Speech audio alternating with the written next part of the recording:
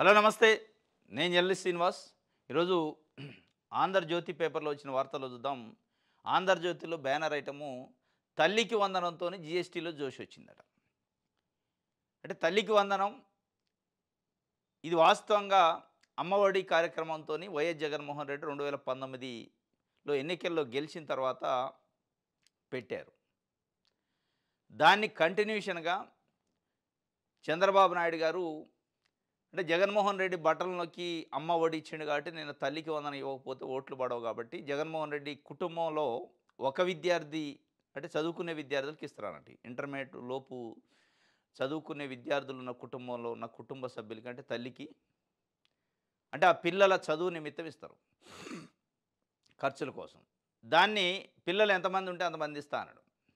అది ఒక సంవత్సరం ఇవ్వలేదు. మొదటి సంవత్సరం, రెండో సంవత్సరం మొన్న జూన్‌లో స్టార్ట్ చేశారు. చేస్తే దీని ఇంటెన్షన్ ఏంది? తల్లికి వందనం గాని అమ్మఒడి ఇచ్చేది పిల్లలలో విద్యా నైపుణ్యం పెరగాల, విద్యా ప్రమాణాలు పెరగాల, చదువు పెరగాల, చదువుకు కావాల్సిన ఎక్విప్మెంట్స్, చదువుకు కావాల్సిన అవసరాలను తీర్చుకోవడానికి ఆ డబ్బులు ఇస్తారు. కానీ ఆంధ్రజ్యోతికి ఏం కనపడుతుందంటే జీఎస్టీ జోష్ పెరిగిందట. మరి తల్లికి వందనం వల్ల జీఎస్టీ జోష్ పెరిగితే విద్యా జోష్ ఎప్పుడు పెరగాల, విద్యా ప్రమాణాలు ఎప్పుడు పెరగాల, విద్యతోనే ఆ కుటుంబాలు, ఆ వ్యక్తులు, ఆ విద్యార్థులు ఎప్పుడు బాగుపడాలి. అంటే జీఎస్టీ జోష్ కోసం ఇస్తారా తల్లికి వందనం? అంటే మనం తల్లికి వందనం పేరుతోనే ఎంతమంది పిల్లలు ఉంటే అంతమందికి ఇచ్చేస్తే పైసలు మళ్ళీ మనకే వస్తాయి కదా జీఎస్టీ పేరుతోని. ఏదో ఒకటి కొనుక్కుంటా ఉంటారు, మళ్ళీ డబ్బులు మనకే వస్తాయని రిటర్న్ వచ్చే ఉద్దేశంతో ఇచ్చారా? నిజంగా ఆ తల్లుల పిల్లలు చదువుకోవాలి, పెద్దవాలి, మంచి మంచి ఉద్యోగాలు సంపాదించాలని ఇచ్చారా? అంటే లేదు లేదు, జీఎస్టీ కోసమే మేము ఈ తల్లికి వందనం ఎంతమంది పిల్లలు ఉంటే అంతమందికి ఇచ్చినట్టుంది. మీరు పెట్టిన తల్లికి వందనం వల్ల ఎంతమంది పిల్లలు ఉంటే అంతమందికి తల్లికి వందనం ఇవ్వటం వల్ల ఆ కుటుంబంలో అందరి పిల్లలు మంచి విద్యా నైపుణ్యాలు సంపాదించారని ఆ జోష్ వచ్చిందని రాయాలి వాస్తవంగా. వస్తే అది రాలే. గడిచిన ప్రభుత్వంలో పెట్టిన టోఫెల్‌లో, సిబిఎస్ఈ సిలబస్సో, ఇంగ్లీష్ మీడియం చదువులో అట్లాంటి ప్రమాణాలతోని ముందుకు పోతే సరే ఆ ప్రభుత్వం మొత్తం చేసింది అయిపోయింది, భూమి బద్దలైంది అంటలే. కొంత ప్రారంభం చేశారు. ఇంగ్లీష్ మీడియాన్ని ప్రభుత్వ స్కూళ్ళల్లో కూడా ఇన్కార్పొరేట్ చేసి ఇంగ్లీష్ మీడియాన్ని బడుగు బలహీన వర్గాలు, పేదలు చదివే ప్రభుత్వ స్కూళ్ళల్లో కూడా ఇంప్లిమెంట్ చేసి వాళ్ళు ఆ పిల్లలు కూడా ఇంగ్లీష్‌లో మాట్లాడేటట్టు చేసి, వాళ్ళు కూడా విదేశాలకు పోయి చదువుకునేటట్టు చేసి, ఆ పిల్లలు కూడా మెడిసిన్ అంటే మెడిసిను, ఇంజినీరింగ్ అంటే ఇంజినీరింగు, సాఫ్ట్‌వేర్ అంటే సాఫ్ట్‌వేరు సైడు పోయేటట్టు అబ్రాడ్‌లో చదువుకునే ఒక ప్రమాణాలని ఇంప్లిమెంట్ ఒక ప్రమాణాలను పెంచడం కోసం అమ్మ ఒడి కార్యక్రమం పెట్టి, ఆ పెంచే కార్యక్రమంలో ఎలక్షన్స్ జరిగినాయి గవర్నమెంట్ మారింది. ఇప్పుడు మీరు తల్లికి వందనం ఎంతమంది పిల్లలు ఉంటే అంతమందికి ఇచ్చేది ఆ పిల్లల భవిష్యత్తు కోసం ఇయ్యాల. తల్లుల భవిష్యత్తు కోసమో, తల్లులు బంగారం కొనుక్కోవడానికో, తల్లులు బట్టలు కొనుక్కోవడానికో, తల్లులు షాపింగ్ చేయడానికో, లేదా వాళ్ళ పిల్లల తండ్రులు బైక్ కొనుక్కోవడానికి ఇవ్వద్దు. కొనుక్కోవచ్చు, తప్పులేదు. కానీ దాని ఇంటెన్షన్, దాని ఉద్దేశం ఆ పిల్లల విద్యా ప్రమాణాలు పెంచి వాళ్ళ భవిష్యత్తుకు బాటలేయాలి. ఆ జోష్ కావాలి. ఈడ ఈయన రాసిండు తల్లికి వందనంతో జీఎస్టీ జోషు పిల్లలందరికీ ఇవ్వడంతో మారిన ఆర్థిక పరిస్థితి, ఒకేసారి సొమ్ము అందడంతో ప్రజల్లో పెరిగిన కొనుగోలు శక్తి. పాత ఆటో కొనుక్కుండట ఒక ఆయన, ఇంకొకరు బంగారం కొనుక్కుండట, ఇట్లా చెప్పారు. ఈ జోషు ఎవరికి జోషు? చంద్రబాబు నాయుడు గారు ప్రభుత్వానికి జోషు, ప్రజలకు జోషు కాదు. ఇచ్చినట్టే ఇస్తండా, గుంజుకుంటుండే ట్యాక్స్ల పేరుతోని. ఇప్పుడంటే జీఎస్టీ కొంత తగ్గించారు మొన్న సెప్టెంబర్ 22 నుంచి. ఒక చేత్తోని ఇయ్యటం, ఇంకో చేత్తోని గుంజుకునే కార్యక్రమాన్ని అంటారు ఈ జోష్‌ని. మొత్తంగా చూస్తే తల్లికి వందనం మీ జీఎస్టీ జోష్ కోసం కాదు.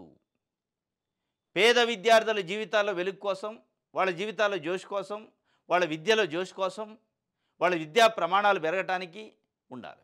ఇదే ఆంధ్రజ్యోతి ఈనాడు జగన్మోహన్ రెడ్డి గారు ఇంగ్లీష్ మీడియం స్కూల్స్ పెడితే, ఇంగ్లీష్ మీడియం ప్రభుత్వ స్కూల్లో పెడితే ఎట్లా ఇంగ్లీష్ మీడియం పెడతారు, తెలుగుని చంపేస్తారా అని అడిగారు. ఇంగ్లీష్ మీడియం పెడితే తెలుగుని చంపేసినట్టేనట. విషం కక్కారు. సోకాల్డ్ మేధావులు తెలుగుదేశం పార్టీని సమర్థించే మీడియా పేద విద్యార్థులు ఇంగ్లీష్ మీడియంలో చదువుకుంటుంటే తెలుగును చంపేస్తారా అంటారు, మాతృభాషను చంపేస్తారా అంటారు. మీ పిల్లలు ఎక్కడ చదువుతారు అంటే ఇంగ్లీష్ మీడియంలో చదువుతారు. మీ పిల్లలు ఇంట్లో ఏం మాట్లాడతారంటే ఇంగ్లీష్ తప్ప తెలుగు మాట్లాడరు. ఈరోజు చంద్రబాబు నాయుడు గారి క్యాబినెట్లో ఉన్న మంత్రులు కానీ ఈవెన్ చంద్రబాబు నాయుడు గారు మనవడు తెలుగు మాట్లాడతారా? పవన్ కళ్యాణ్ గారి కొడుకు తెలుగు మాట్లాడతారా? మాట్లాడరు. మేమైతే ఇంగ్లీష్ మాట్లాడతాం, వాళ్ళ భాష అన్నమాట. మేమైతే ఇంగ్లీష్ మాట్లాడతాం, మా పిల్లలు ఇంగ్లీష్ మీడియంలో స్కూళ్ళల్లో చదువుతారు, మా పిల్లలు మళ్ళీ ఏపీ ప్రభుత్వ స్కూళ్ళల్లో చదవరు, ఎక్కడ వేరే రాష్ట్రాల్లో వేరే దేశాల్లో చదువుతారు. కానీ మీరు ఇదే స్కూల్లో చదవాలి, మీరు తెలుగు మీడియమే చదవాలి, మీరు మళ్ళీ అదే ఊర్లో ఉండాలి, అదే బర్రెలు గొర్రెలు గాయాలి. ఇదన్నమాట మన విధానం. ఇక దానికోసం జిఎస్టీ చూసి కనపడుతుంది ఆయనకి. ఆంధ్రజ్యోతి పేపర్కి తల్లికి వందనంలో విద్యార్థుల భవిష్యత్తు కనపట్టలే, జిఎస్టీ జోష్ కనపడుతుంది. ఈ జోష్ అట రైట్. నకిలీ మద్యం తీగ తెనాల్లో కదిలిందట డొంక. నకిలీ మద్యం తీగ లాగితే డొంక తెనాల్లో కదిలింది. ఈ తెనాలి, ఈ తుని కాదు, అసలు ఈ నకిలీ మద్యం తెలుగుదేశం పార్టీకి సంబంధించి ఒక నియోజకవర్గ ఇన్ఛార్జు, తంబళ్ళపల్లి నియోజకవర్గానికి ఇన్ఛార్జి తెలుగుదేశం పార్టీ, ఆయన దీని వెనకుండానే స్వయంగా ఆయన్ని ఇంకొక అతన్ని ఆయన అనుచరుణ్ణి ఇద్దరిని సస్పెండ్ చేశారు పార్టీ నుంచి. అంటే ఇది తెలుగుదేశం పార్టీ నకిలీ మద్యం. సరే, పాత్రదారులు బయటికి కనిపించే పాత్రదారులు నిన్న సస్పెండ్ చేశారు. కింద రాశారు, ఇద్దరు టీడీపీ నాయకులపై వేటు అని. తమ్మలపల్లి ఇన్ఛార్జ్ జయచంద్రారెడ్డి, కట్ట సురేందర్ నాయుడు సస్పెన్షను. అంటే మేము సస్పెండ్ చేసినాం, మేము శుద్ధపూసలం అని చెప్పుకుంటే కాదు. అసలు ఈ జయచంద్రారెడ్డి ఎక్కడి నుంచి వచ్చాడు? తంబళ్ళపల్లిలో తెలుగుదేశం పార్టీ నాయకుడిగా, తెలుగుదేశం పార్టీ యాస్పిరెంట్గా కొన్ని సంవత్సరాల నుంచి పనిచేస్తున్న శంకర్ యాదవ్ను కాదని ఆయనకి టికెట్ ఇచ్చారు లాస్ట్ టైం. అసలు ఆ టికెట్ ఇవ్వటానికి, ఆ బీఫామ్ ఈయనకి ఇవ్వటానికి కారణం ఇదేనట అనేది ఒక చర్చ.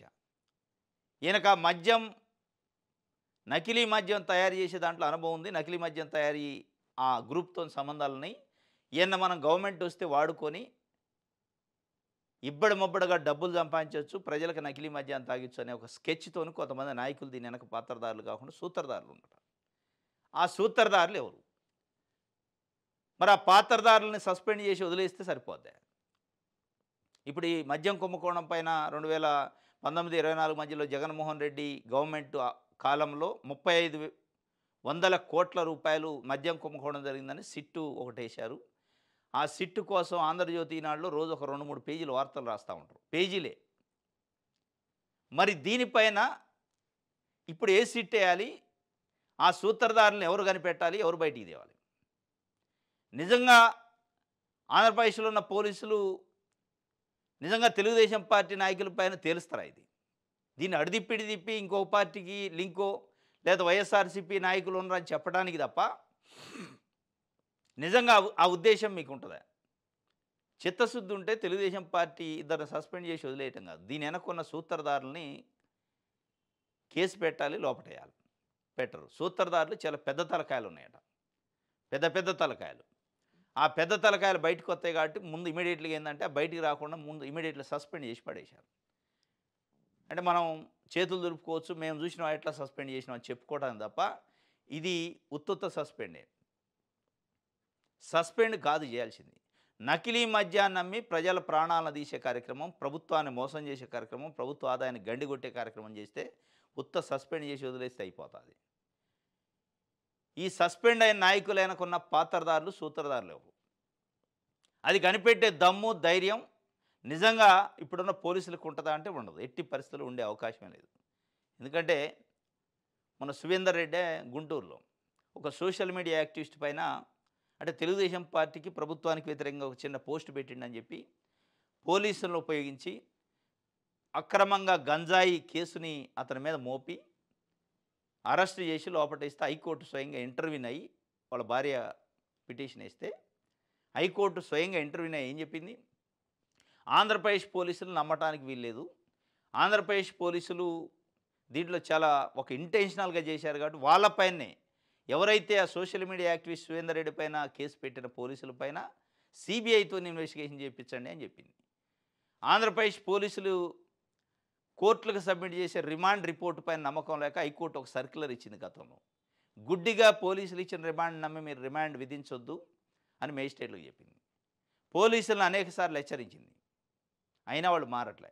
కాబట్టి ఇక్కడ ఏముండదో ఆడ శూన్యం. ఈ సస్పెండ్తో సరిపెట్టడం తప్ప ఆడ అయ్యేది ఉండదు, పోయేది ఉండదు. ఆ పాత్రదారులు సూత్రధారులు రారు బయటికి. ఆ పాత్రదారులు సూత్రధారులకు తెలుసు కాబట్టే ఈ సస్పెన్షన్ జరిగింది. వాళ్ళు పేర్లు బయటికి రాకుండా ఉండటం కోసం ఈ సస్పెండ్ జరిగింది తప్ప నిజంగా స్కామ్ను బయటికి తీయటానికో నకిలీ మద్యాన్ని అరికట్టడానికి ఈ సస్పెండ్ జరగలే. మనం అనేకం చూస్తున్నాం. శ్రీకాళహస్తి జనసేన ఇన్ఛార్జి వాళ్ళ డ్రైవర్ని హత్య చేసి చెన్నైలో మాయం చేయటాన్ని చూస్తే కేసు లేదు, సస్పెండ్, సింపుల్, వదిలేయటమే. తిరుపతి జనసేన ఇన్ఛార్జి ఒక మహిళను మోసం చేస్తే ఏముండదు, సస్పెండే. ఇక ఇట్లా జరుగుతున్నాయి అన్నట్టు. ఇది మొత్తానికి ఈ డొంక పూర్తి గదల్లా ఆ డొంకలో ఉన్న తీగలాగినప్పుడు కదిలిన డొంకలో ఉన్న పాత్రదారులు సూత్రధారులు పెద్ద పెద్ద తలకాయలు అతి ముఖ్యమైన నాయకులు అటు ఈరోజు తెలుగుదేశం పార్టీలో షాడో లెక్క పనిచేస్తున్న నాయకులు ఉన్నారట. వారు ఉన్నారు అని చెప్పి ఒక చర్చ అయితే జరుగుతుంది బయట. రైట్, ఇది ఆంధ్రజ్యోతి.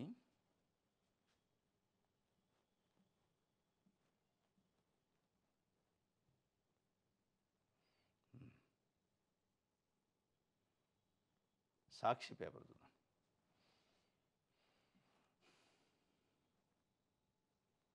ఆఫ్రికా టు ఆంధ్రాట నకిలీ మద్యం ప్లాంట్ వ్యవహారంలో వీస్తుపోయే వాస్తవాలు. తంబళ్లపల్లి టీడీపీ ఇన్ఛార్జు జయచంద్రారెడ్డి కీలక నేత అండ.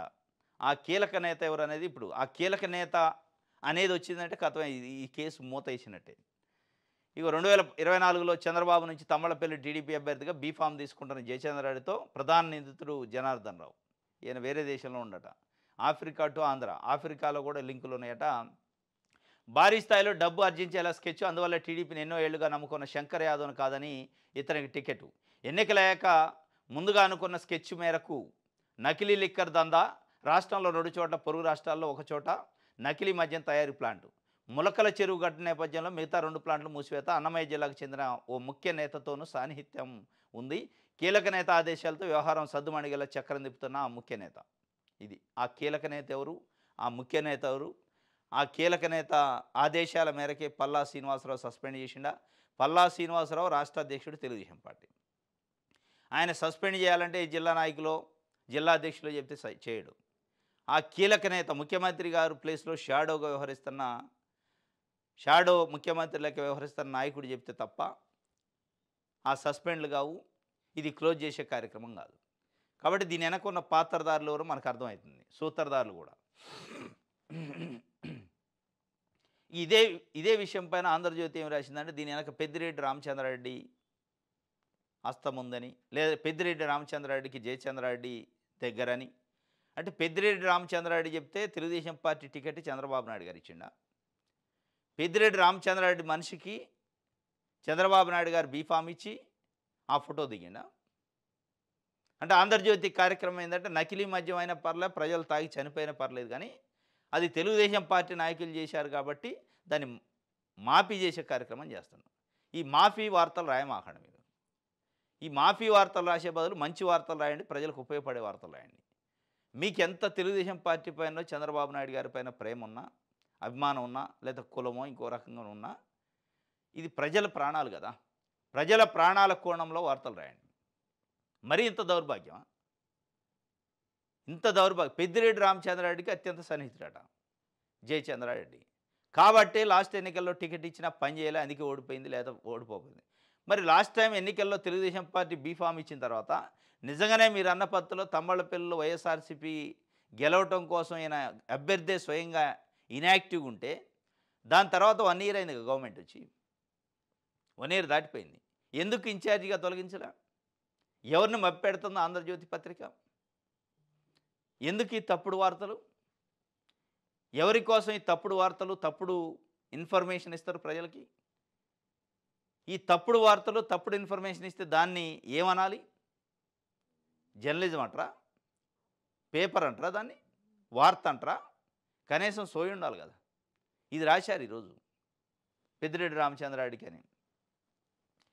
ఏం స్కెచ్ వేశావు చంద్రబాబు, రాత్రికి రాత్రి నకిలీ మద్యం సూత్రధారుల మార్పు, సీఎం చంద్రబాబుపై వైఎస్ జగన్ మండిపాటు, రాష్ట్రంలో మద్యం అక్రమాలకు ములకల చెరువు ఘటనే నిదర్శనం, నకిలీ లిక్కర్ వ్యవహారంలో రాష్ట్రాన్ని నెంబర్ 1 చేయాలన్నది మీ లక్ష్యమా, మద్యం దుకాణాలు, ఇల్లీగల్ పర్మిట్ రూములు, బెల్ట్ షాపులు అన్నీ టీడీపీ వాళ్ళవే, అక్రమ మద్యం తయారీదారులు కూడా వీరే. ఇది ఏం స్కెచ్ వేశావు చంద్రబాబు అంటే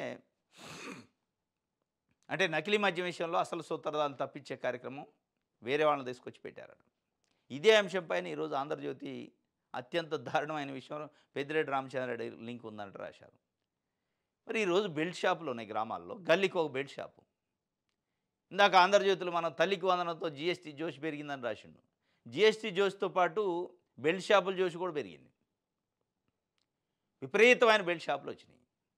తల్లికి వందనం అందరికి వచ్చిందో రాలేదు, కానీ బెల్ట్ షాపులు అయితే ప్రతి గల్లీకి ఉన్నాయి. అట్లా నకిలీ మద్యం తయారవుతుంది. దీని సూత్రధారులు ఎవరు, పాత్రధారులు ఎవరు, ఎవరికి లింకులు ఉన్నాయి అని చెప్తున్నారు తప్ప అసలు దీని ఎఫెక్ట్ ఏంది, ప్రజల ప్రాణాలు ఏంది ఎవడు రాయట్లే. ఇది జగన్మోహన్ రెడ్డి చంద్రబాబు నాయుడు విమర్శిస్తూ ఈ స్కెచ్ గురించి చెప్తున్నాం. రైట్. మన్యం మరణ మృదంగం, మన్యంలో మరణ మృదంగం అట. కురుపాం ఆశ్రమ పాఠశాలలో వారం వ్యవధిలోనే 2 బాలికల మృతి. పచ్చకామెర్లు విషజ్వరాల విజృంభణ, 100 మందికి పైగా బాలికలకు అనారోగ్యం. పార్వతీపురం జిల్లా ఆసుపత్రి, విశాఖ కేజీహెచ్లో చికిత్స, ఐసీయూలో 3 బాలికలు. మీ పరిపాలన సిగ్గు చేయటాన్ని వైఎస్ జగన్మోహన్ రెడ్డి ఆగ్రహం వ్యక్తం చేసిండు సీఎం మంత్రులపైన. మన్యంలో మరణ మృదంగం. ఈ మధ్య తురకపాలెంలో జరిగింది ఇదే పరిస్థితి. 42 మంది చనిపోయారు, ఏం జరుగుతుందో తెలియకుండా. ఆ 2 రోజులు హడావుడి చేశారు, మళ్ళీ అది ఇటుపోయిన తర్వాత నిన్న కూడా ఒక మహిళ చనిపోయింది మళ్ళీ అక్కడ కూడా. ఇక్కడ మన్యంలో గిరిజన ఆశ్రమ పాఠశాల అటు పాపం, అంటే ఎస్సీలు, ఎస్టీలు, బీసీలు, పేద వర్గాల పిల్లలు ఉండేది.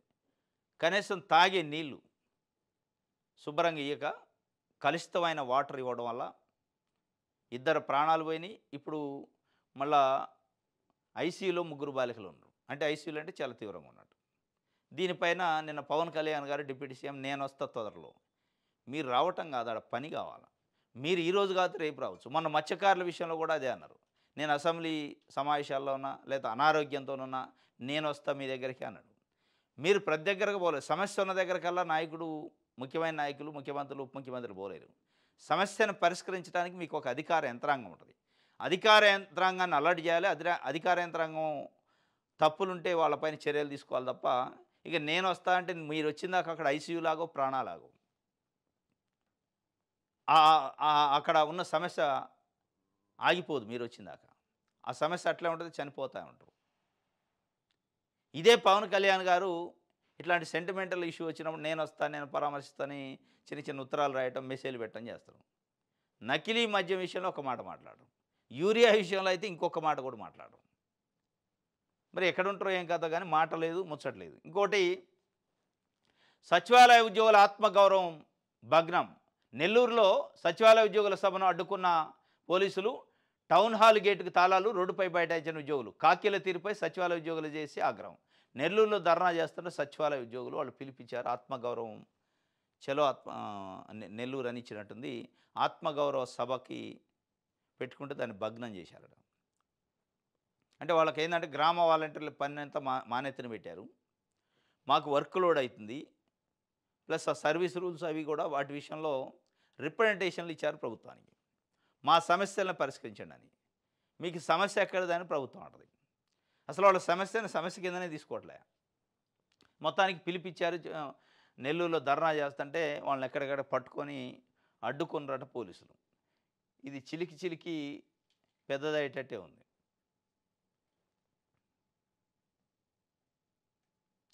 నకిలీ మద్యం సూత్రధారులు ప్రభుత్వ పెద్దలే. వైఎస్ఆర్సీపీ రాష్ట్ర ప్రధాన కార్యదర్శి సతీష్ కుమార్ రెడ్డి.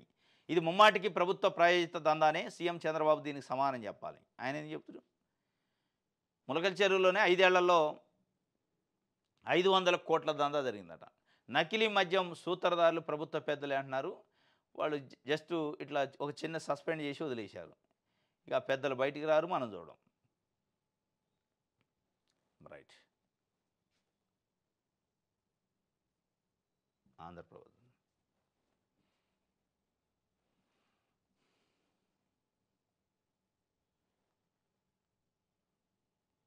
బీహార్లో హోరాహోరీ అట, అసెంబ్లీ ఎన్నికలకు రంగం సిద్ధం. రేపు మాపు ఎన్నికల షెడ్యూల్. ఎన్డీఏ ఇండియా మధ్య కీలక పోరు. అధికార విపక్షాల మధ్య ఓట్ల తేడా 1% ఉందట. తాజా సర్వేల వెల్లడి. ఎన్నికలపై ఎత్తుకట, జాతీయ పార్టీలకు గేమ్ చేంజర్ పోల్సు. కుల సమీకరణలపై పార్టీల కసరత్తులు, పోటాపోటీ హామీలతో ప్రచార వ్యూహాలు. తొలిసారి బరిలోకి Prashant Kishore party. King maker పాత్రపై జోరుగా బెట్టింగ్లు. బీహార్ హోరాహోరీ ఉంది. ఈ బీహార్ హోరాహోరీలో ఎన్డీఏ ఇండియా కూటమి మధ్య ఉంది. మధ్యలో ప్రశాంత్ కిషోరు వచ్చిండు. ఈ ప్రశాంత్ కిషోర్ ఈ మధ్యలో కీలకమైన వ్యాఖ్యలు చేస్తాడు. అంటే కాంగ్రెస్ పార్టీ నాయకులు కార్నర్ చేసిండు. ముఖ్యంగా తెలంగాణ ముఖ్యమంత్రి రేవంత్ రెడ్డి బీహార్ ప్రజల డిఎన్ఏలో శ్రమ, కార్మికులు శ్రమ చేయటం తప్ప, పని చేయటం తప్ప వాళ్ళకి తెలియదు అన్నట్టు కామెంట్ చేసినట్టు ఆ డిఎన్ఏ కామెంట్ల పైన కాంగ్రెస్ పార్టీని కార్నర్ చేస్తూ కాంగ్రెస్ పార్టీని పతనం చేస్తామని చెప్తున్నాను. అంటే పీకే ప్రశాంత్ కిషోర్ వ్యూహాలు ఎట్టున్నాయంటే ఆయన వ్యూహకర్త. వాస్తవంగా ఈసారి డైరెక్ట్గా వ్యూహకర్త కాకుండా ఆయనే ఒక పార్టీ పెట్టి బీజేపీకి ఎన్డీఏ కూటమికి మేలు చేసే కార్యక్రమం చేస్తున్నా ఆ కామెంట్లు అనేది అర్థమవుతుంది. ఎందుకంటే బీజేపీ ఒకవైపు టెన్షన్లో ఉంది. నరేంద్ర మోడీ ప్రభుత్వానికి, ఎన్డీఏ కూటమికి ఇది ఒక ఛాలెంజ్. బీహార్ ఎన్నికల్లో ఓడిపోతే ఒక్కొక్క మెట్టు కిందికి దిగుతూ ఉంటుంది ఎన్డీఏ కూటమి. కాబట్టి ఎట్టి పరిస్థితుల్లో ఏదో ఒకటి చేయాలి. అది జీఎస్టీ తగ్గించా, లేదా దాని జీఎస్టీ పండగనే, లేదా బీసీల రిజర్వేషన్ అనే ఏదో ఒకటి చేసి మసిబూసి మారేడికాయ చేసి మొత్తానికి అయితే గెలవాలి, తర్వాత సంగతి అనే పద్ధతిలో వాళ్ళు ఉన్నారు. ఎట్టి పరిస్థితులు మిమ్మల్ని ఇక అక్కడ దాకా రానిచ్చే పరిస్థితి లేదని ఇండియా కూటమి అనేది. ఈ సందులో ఈయన పానకంలో పొడగలేక ప్రశాంత్ కిషోర్ వచ్చిండు. ఆయన లిటరలీ రేవంత్ రెడ్డి అన్న మాటల కోసం కాదని ఎప్పుడు అంటే ఇప్పుడు ఎందుకంటే సెంటిమెంట్ని రాజేసి కాంగ్రెస్ పార్టీ ఓటు చీల్చే కార్యక్రమం చేస్తాను. కాంగ్రెస్ పార్టీకి ఇండియా కూటమి ఓటు చీలితే అది బీజేపీకి లాభమైంది. అల్టిమేట్గా ఆయన వ్యూహకర్తగా గతంలో నరేంద్ర మోడీకి చేసిండు. ఈరోజు డబ్బులు తీసుకొని వ్యూహకర్తగా చేయకపోయినప్పటికీ ఇండైరెక్ట్గా ఎన్డీఏ కూటమికి నరేంద్ర మోడీకి లాభం చేసే కార్యక్రమం చేస్తాను. ఈ హోరాహోరీలో ఏం జరిగిద్ది అనేది చూడాలి. రైట్. నకిలీ మద్యంపై ఉక్కుపాదం అంట. మొలకల చెరువు వ్యవహారంలో నిందితులపై కఠిన చర్యలకు సీఎం చంద్రబాబు ఆదేశం. మద్యంపై, నకిలీ మద్యంపై ఉక్కుపాదం అంట. ఉక్కుపాదం కాదు, ఉట్టిపాదం కూడా లేదు. మీ ఉక్కుపాదం కథ ఏందో ఇన్ఛార్జిని సస్పెండ్ చేసి వదిలేసినప్పుడే అర్థమైంది. దీని వెనక ఎవరున్నారు అని లాగే ప్రయత్నం చేయట్లే. కీలకమైన నేత ముఖ్య తలకాయ ఉందట. ఆ ముఖ్య తలకాయ బయట రావట్లే. ఆ ముఖ్య నేత బయటికి రాకుండా ఉండడం కోసం వాళ్ళని బలి చేసి సస్పెండ్ చేసేసి ఇక ఉక్కుపాదం మోపుతా అంటున్నారు చంద్రబాబు నాయుడు. ఈ ఉక్కుపాదం ఉండదు, ఉత్తపాదం ఉంటుంది. అది అయ్యేది కాదు, పోయేది కాదు.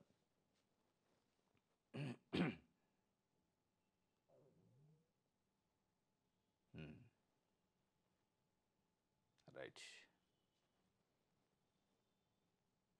దిశ పేపర్.